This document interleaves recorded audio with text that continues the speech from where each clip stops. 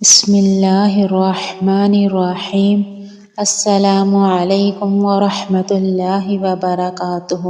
عبداللہ بن مسعود رضی اللہ تعالیٰ عنہ سے روایت ہے کہ نبی اکرم صلی اللہ علیہ وسلم کو 10 عادتیں ناپسند تھیں۔ پیلا رنگ لگانا، بڑھاپے کا رنگ بدلنا، تہمت لنگی ٹخنے سے نیچے لٹکانا، سونے کی انگوٹھی پہننا، شطرنج کھیلنا، بے موقع محل عورتوں کا اجنبیوں کے سامنے بن ٹھن کر نکلنا، معوذات کے علاوہ دوسرے منتر پڑھنا، تعویذ لٹکانا، ناجائز جگہ میں منی بہانا، بچے کو صحت مند نہ ہونے دینا۔ انس رضی اللہ تعالیٰ عنہ کہتے ہیں کہ رسول اللہ صلی اللہ علیہ وسلم نے فرمایا، تم میں سے کوئی مومن نہیں ہو سکتا جب تک کہ وہ اپنے بھائی کے لیے وہی پسند نہ کرے جو اپنے لیے پسند کرتا ہے۔